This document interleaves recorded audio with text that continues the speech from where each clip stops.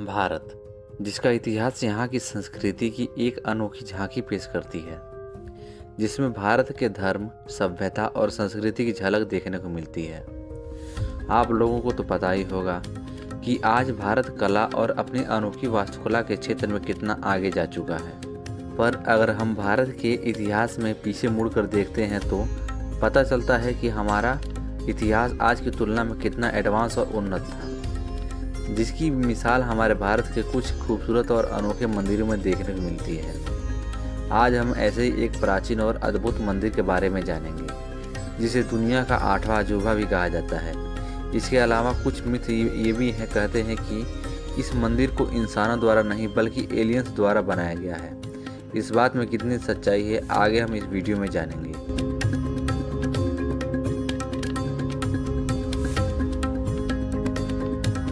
एलोरा, जो औरंगाबाद से लगभग 15 मील उत्तर पश्चिम में स्थित है, जिसे दुनिया भर में अपनी अद्भुत गुफा मंदिरों के लिए जाना जाता है, जहां करीब 34 गुफा श्रृंखला मौजूद है, जिसमें से गुफा संख्या 1 से 12 तक बौद्ध धर्म को समर्पित है। वहीं गुफा संख्या 13 से 29 तक हिंदू धर्म को समर्पित है और 30 से 34 नंबर की गुफाएं जैन धर्म को समर्पित है। इन्हीं गुफाओं में से एक गुफा है गुफा संख्या 16, जहां मौजूद है एलोरा का अविश्वसनीय कैलाशनाथ मंदिर, जिसे दुनिया की सबसे बड़ी मोनोलिथिक संरचना कहा जाता है।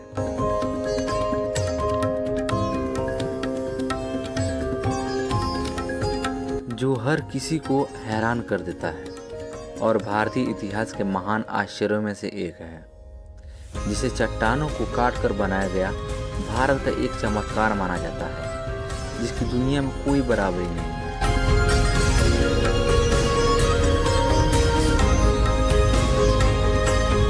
कहा जाता है कि इस विशाल और अद्भुत मंदिर को एक ही पहाड़ी को काट के बनाया गया था, जिसे ऊपर से काट के बनाया गया है, जिसमें से करीब 20 लाख क्यूबिक फीट चट्टान को काट के निकाला गया था। तब जाकर इस विशाल मंदिर का निर्माण पूरा हुआ था, जो अविश्वसनीय सकुशलता और जबरदस्त कौशल और बेजोड़ कलात्मकता का उदाहरण पेश करता है।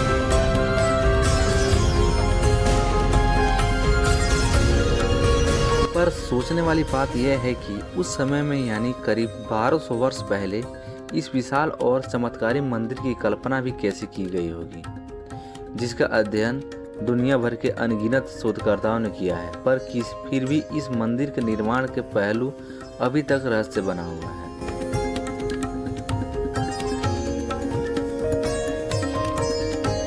वैसे तो इस मंदिर का निर्माण किसने करवाया था, इसका कोई पुख्ता सबूत नहीं है, पर करीब 100 साल पहले 1920 के आसपास में गुजरात के बड़ोदरा में मिले कुछ शिलालेखों के अनुसार इस चमत्कारी और अद्भुत कैलाश मंदिर का निर्माण उस समय के महान साम्राज्य राष्ट्रकूट के प्रथम राजा कृष्ण द्वारा कराया गया था, जिन्होंने एलोरा में एक ऐसे मंदिर का निर्माण कराया जिसे देखकर देवता भी चकित रह गए।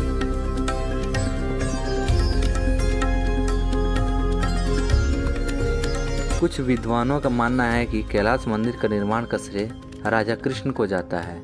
वहीं कुछ विद्वानों के अनुसार कृष्ण के पिता दंतिदुर्ग ने इस मंदिर का निर्माण करवाया था, जिसके बाद उनके बेटे ने इसका निर्माण जारी रखा, जिसके हिसाब से इस मंदिर का निर्माण राष्ट्रकूटों द्वारा करवाया गया था।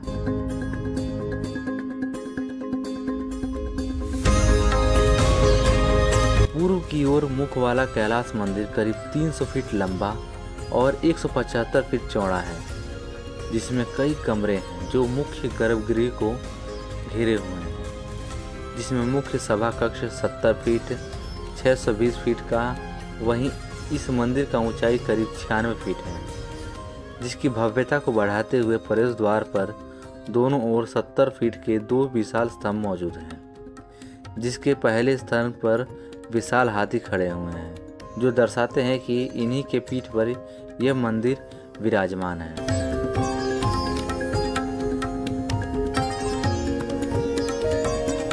इसके मुख्य सभा कक्ष के अंदर कई विशाल और बेहद ही अलंकृत स्तंभ हैं, जिसका विशाल आकार देखकर आप आश्चर्यचकित रह जाएंगे। इस मंदिर के गर्भगृह में एक विशाल शिवलिंग है, जो दर्शाता है कि उस समय में इस मंदिर का निर्माण कितना जरूरी होगा।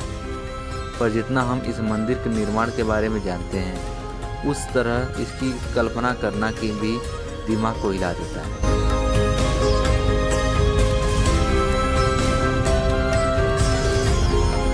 इसके अलावा इसके चारों ओर चट्टान को काटकर एक गहरा गलियारा बनाया गया है, जो मंदिरों के चारों तरफ स्थित है, जिसमें अनेकों देवी देवताओं की मूर्तियां बनाई गई हैं, जिसे चट्टानों की दीवार पर खूबसूरती से उकेरा गया है।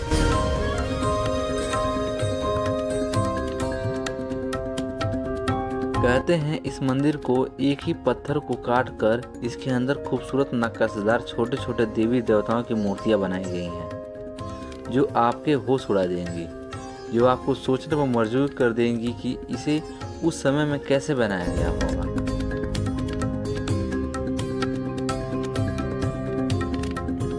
पर जो भी हो, लेकिन इस मंदिर को देखने के बाद यह कह सकते हैं कि हमारे पूर्वज हमसे भी ज़्यादा एडवांस और उन्नत थे, जिन्होंने आज के मॉडर्न युग को कड़ी चुनौती दे रखी है। आपको क्या लगता है, हमें कमेंट बॉक्स में ज़रूर बताएं। तो दोस्तों, फिर से मिलेंगे ऐसे ही रहस्यमयी जगह के साथ। तब तक के लिए धन्यवाद। नमस्कार। जय हिंद। वंदे मातरम।